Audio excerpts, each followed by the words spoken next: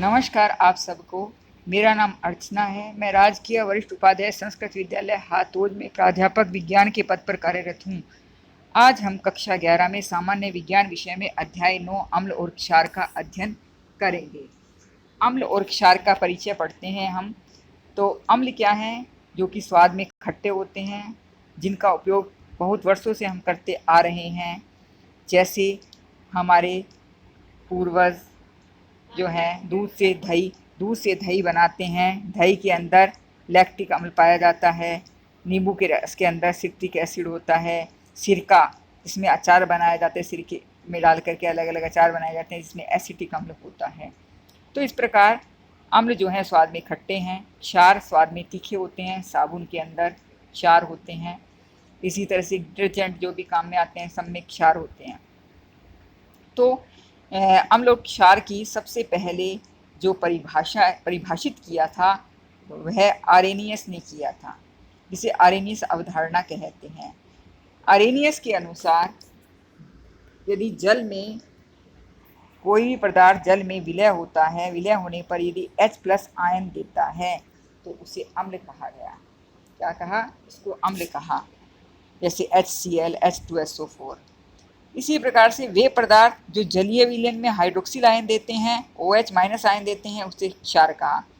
लेकिन अरेनियस की अवधारणा जो है अजलीय विलयन, यानी कि जल में नहीं जो घुलते हैं, विलय नहीं होते हैं, उनके लिए ये अवधारणा सही नहीं थी। इसके बाद रोस्टेंट-लोरी ने अपनी अवधारणा दी। रोस्टेंट-लोरी के अनुसार अम्ल वे पदार्थ हैं जो प्रोटॉन देते हैं और क्षार वे पदार्थ हैं जो प्रोटॉन ग्रहण करते हैं। जैसा कि इस स्लाइड में दिख रहा है, H+ A- बना रहे हैं। A- क्षार जो है वह प्रोटॉन ले रहा है, Ha अम्ल बना रहा है। तो यहाँ पर रोस्टेंट-लोरी ने कहा एक प्रबल अम्ल का संयुग्मी क्षार होता है। प्रबल अम्ल का संयुग्मी क्षार होता है, जैसा कि इस अभिक्रिया में दिखा रखा है। HCl H2O, तो H3O+ और Cl-। तो HCl एक प्रबल अम्ल है, इसका संयुग्मी क्षार जो है वह दुर्बल है, Cl। इसी तरह से H2O जो है वह दुर्बल क्षार की तरह से कार्य कर रहा है। इससे बनने वाला अम्ल जो है वह प्रबल क्षार की तरह से कार्य कर रहा है, अम्ल की तरह से कार्य कर रहा है। ये क्षार है, ये अम्ल है। तो संयुग्मी अम्ल क्षार की जो अवधारणा दी थी वह रोस्टेंट-लोरी अवधारणा है। तीसरा है लुईस की अम्ल क्षार अवधारणा। लुईस ने अम्ल क्षार अवधारणा दी जो कि एकांकी इलेक्ट्रॉन युग्म पर आधारित थी। जो आपने देखा होगा NH3 जैसे लिखा होता है, इसके ऊपर 2 अबंधित इलेक्ट्रॉन, जिसे एकांकी इलेक्ट्रॉन युग्म कहते हैं। तो वे पदार्थ जो इलेक्ट्रॉन युग्म ग्रहण करते हैं अम्ल कहलाते हैं, और जो इलेक्ट्रॉन युग्म देते हैं वे क्षार कहलाते हैं। तो लुईस के अनुसार यहाँ पर लुईस अम्ल कौन से कहलाते हैं, इसे लुईस अम्ल कहते हैं। तो लुईस अम्ल वे होते हैं जो कि इलेक्ट्रॉन न्यून योगी है। इलेक्ट्रॉन न्यून का मतलब है जिनके बाह्यतम कोश में 8 इलेक्ट्रॉन से कम इलेक्ट्रॉन हैं, जैसे कि BeCl2, Bf3। इनके बाह्यतम कोश जो हैं वह अधूरे होते हैं, उनमें 6 ही इलेक्ट्रॉन पाए जाते हैं। इसके बाद ऐसे केंद्रीय परमाणु जिनके पास रिक्त डी कक्षक होता है, जैसे PCl5, इसमें रिक्त डी कक्षक है, ये भी लुईस अम्ल की तरह से कार्य करते हैं। बहु आबंध वाले, जैसा इसमें दिखा रखा है CO2, SO2, जिनमें बहुबंध होता है, इस तरह से बहुबंध होते हैं, वे भी लुईस अम्ल की तरह से कार्य करते हैं। लुईस क्षार क्या होते हैं? वे आयन जिनमें एकांकी इलेक्ट्रॉन युग्म होता है, जैसा आपको अभी बताया CS, इसके ऊपर लोन पेयर है। ये H2O, इसके ऊपर भी लोन पेयर होता है। इसके अलावा जिनके ऊपर माइनस ऋण आवेश होता है वे भी लुईस क्षार की तरह से कार्य करते हैं, जैसे F-, Cl-, भी क्षार की तरह से कार्य करते हैं। इसके बाद हम पढ़ते हैं अम्ल क्षार वियोजन किसे कहते हैं। अम्ल क्षार वियोजन जब किसी दुर्बल अम्ल को जल में विलय किया जाता है तो H प्लस तथा A माइनस में वियोजित हो जाता है।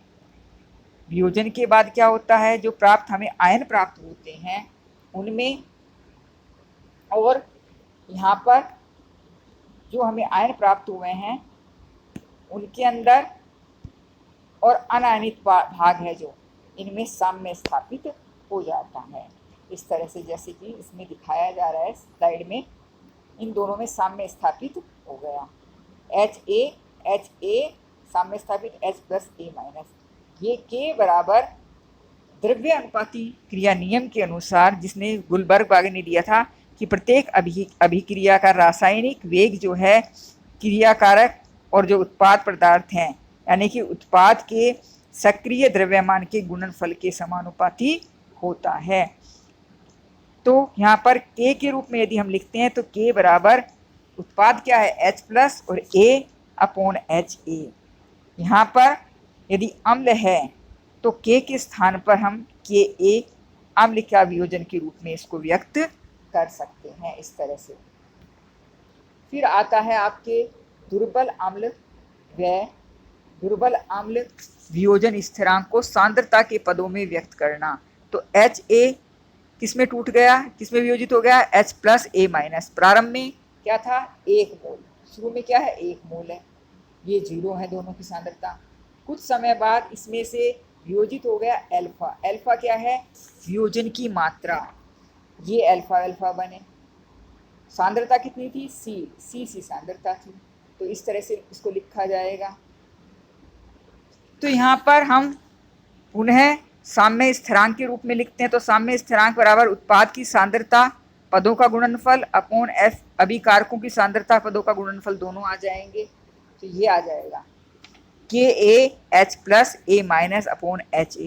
यहाँ H plus A minus HA इनकी जो सांद्रता पदों में जो आया है C1 minus alpha C alpha, ये मान हम इसमें इसको रख देंगे।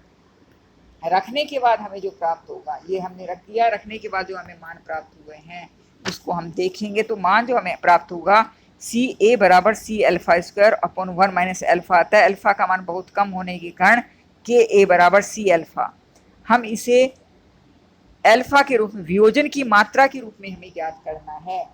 इसके रूप में वियोजन की मात्रा, यानी कि यहाँ पर अल्फा के रूप में आ जाएगा। तो अल्फा बराबर Ka अपॉन C का अंडर रूट आ जाएगा, यानी कि आयनन की मात्रा जो है वह जो है सांद्रता के वर्गमूल के व्युत्क्रमानुपाती होती है और वियोजन स्थिरांक के वर्गमूल के समानुपाती होती है।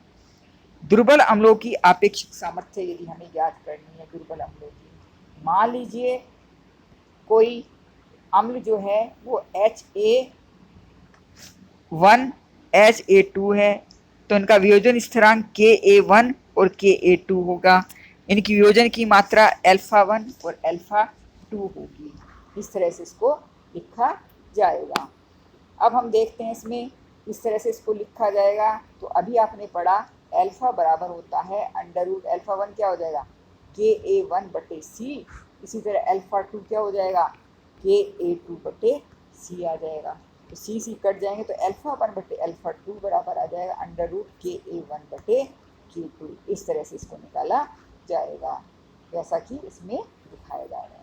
अब एक क्षार वियोजन, जब एक दुर्बल क्षार BOH आयनों में विभाजित होता है तो वियोजन के बाद प्राप्त ion B plus OH minus तथा BOH के मध्य साम्य स्थापित हो जाता है। साम्य स्थापित होने के बाद हम क्या करेंगे, इसको इस रूप में लिख देंगे K बराबर B plus OH minus BOH। तो यहाँ पर ये क्या है, दुर्बल क्षार है, तो Kb के रूप में इसको लिखा जाएगा, जिसको कहते हैं क्षार का वियोजन स्थिरांक। इस रूप में लिखें, क्षार के वियोजन स्थिरांक के रूप में इसको लिखेंगे। फिर है दुर्बल क्षार के वियोजन स्थिरांक को सांद्रता पदों में व्यक्त करेंगे। सांद्रता के पदों के रूप में व्यक्त किया, तो यहाँ पर करने के लिए हम क्या देखते हैं इसमें, इसको ये देखिए, ये आ गया हमारे पास BOH, ये किस में टूट गया B प्लस OH माइनस, 1 मोल था, ये 0 0 थी। तो 1 में से अल्फा जो है भाग वह आयनित हो गया, आयरन की मात्रा 1 माइनस एल्फा, एल्फा आ जाएगा। सी से इसको सांद्रता से कर देंगे तो यहाँ पर साम्य स्थिरांक उत्पाद क्या है, बी प्लस ओ एच बटे अभिकारक क्या है, B O H. B plus का मान रख देंगे सी अल्फा और ओ एच का रख देंगे सी अल्फा अपॉन सी माइनस 1 अल्फा। सी से सी कट जाएगा तो हमारे पास जो आएगा सी के सी कटने के बाद ये हमारे पास प्राप्त होगा, जैसा कि आपको ये दिखाई दे रहा है नीचे। इसके बाद आ जाएगा यहाँ पर के बी बराबर C alpha square 1 minus alpha. तो 1 माइनस एल्फा की मात्रा बहुत कम है एक के सामने, इसको छोड़ दिया जाएगा। तो के बी बराबर सी अल्फा स्क्वायर, एल्फा बराबर क्या आ जाएगा, के बी अपॉन सी। ये आ जाएगा के बी अपॉन सी, ये आ गया हमारे पास। तो ये अल्फा की मात्रा आ गई। अब यहाँ पर वहाँ H प्लस की थी, लेकिन यहाँ पर क्या बने है, ओ एच आयन है नहीं कि H प्लस, इसलिए हम किसकी याद करेंगे, हाइड्रोक्सिल आयन की। तो ओ एच बराबर क्या हो जाएगा, सी अल्फा, ये आ जाएगा। तो सी या अल्फा की जगह मान रख देंगे, अल्फा का मान क्या है, के बी रूट के बी अपॉन सी। तो सी बराबर अंडर रूट के बी अपॉन सी। तो यहाँ पर ओ एच क्या आ गया, अंडर रूट के बी इंटू सी, क्योंकि सी से सी कट जाएगा, ये सी से सी क्या हो जाएगा, कट जाएगा, यहाँ पे कट गया तो एक सी बच जाएगा, ये आ जाएगा। इसके बाद मान लीजिए दुर्बल क्षारों की अपेक्ष सामर्थ्य तुलना करें तो वही पहले की तरह Hb1, और यहाँ पर दो क्षार हैं जिनकी सांद्रताओं को हम लिखेंगे। इसकी सामान्य सांद्रता क्या है, सी है, और अल्फा 1 बराबर क्या आ जाएगा, अंडर रूट के बी 1 बटे सी, सी से सी कट जाएगा तो अल्फा 1 बटे अल्फा 2 क्या आ जाएगा, अंडर रूट के बी 1 बटे के बी 2 आ जाएगा। इस तरह से अब आता है पी के ए या पी के बी किसे कहते हैं। पी के ए और पी के बी क्या है, माइनस लोग के ए बराबर माइनस लोग के बी को हम ये कहते हैं। तो के ए का मान ज़्यादा होगा तो अम्ल होगा, लेकिन पी के ए का मान ज़्यादा होगा तो वह क्षारीय प्रकृति का होता है। अब आगे का पार्ट हम अगले सेशन में पढ़ेंगे। धन्यवाद।